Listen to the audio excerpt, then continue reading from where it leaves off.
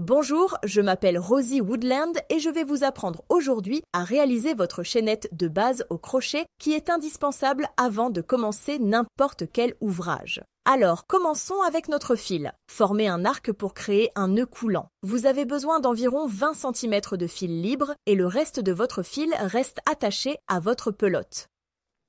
Une fois que vous avez votre arc, faites une petite torsion pour former une boucle, puis passez votre pouce et votre majeur à travers le trou et tirez la boucle à travers. Voilà votre nœud coulant.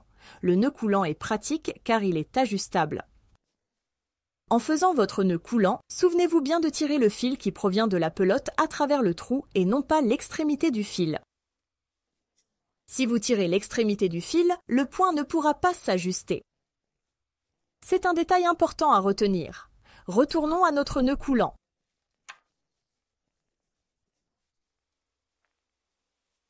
Nous le plaçons sur notre crochet sans le serrer complètement.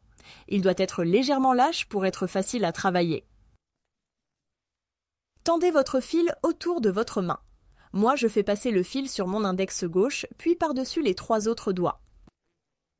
Vous aurez sans doute votre propre façon de faire et c'est très bien aussi.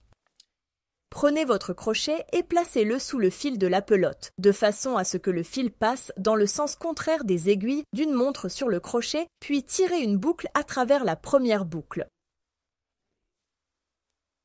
Il vous suffit de répéter cette opération autant de fois que nécessaire. Mettez le crochet sous le fil de la pelote de façon à ce qu'il passe dans le sens contraire des aiguilles d'une montre et tirez à travers la boucle. Continuez jusqu'à avoir plusieurs boucles, puis je vous explique la suite. Une fois votre chaînette terminée, vous remarquerez qu'elle a un aspect différent selon comment vous la tenez. Sur ce côté de la chaînette, vous voyez des petits V alignés qui ressemblent à une tresse.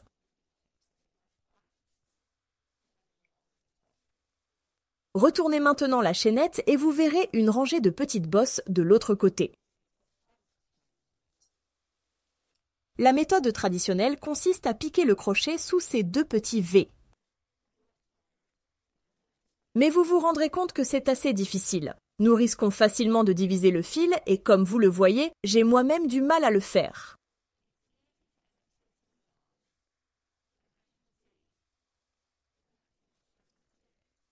La méthode traditionnelle peut s'avérer assez frustrante à réaliser. Si vous retournez la chaînette et travaillez dans ces petites bosses qui forment une ligne ici,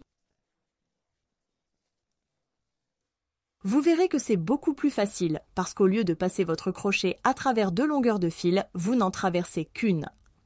Je vais faire quelques brides pour vous montrer comment ça fonctionne. Passez votre crochet à travers cette boucle, puis pour faire une bride, enroulez le fil une fois autour du crochet, tirez-le à travers et enroulez à nouveau.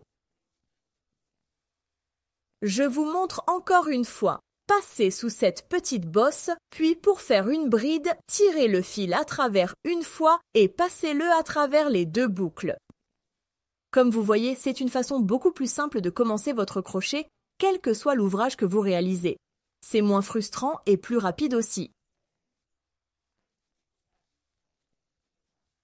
Cela reste un peu délicat, mais c'est beaucoup plus simple que la méthode traditionnelle. Une fois arrivé à la fin de votre rang et que vous commencez à travailler dans le haut des mailles, vous constaterez que c'est encore plus facile car vous avez maintenant des boucles bien définies et lâches dans lesquelles travailler. Je fais ma maille en l'air et je tourne. J'ai maintenant cette tresse dans laquelle je vais pouvoir travailler. Comme ce sont des boucles complètes, c'est beaucoup plus facile d'y insérer le crochet et de travailler.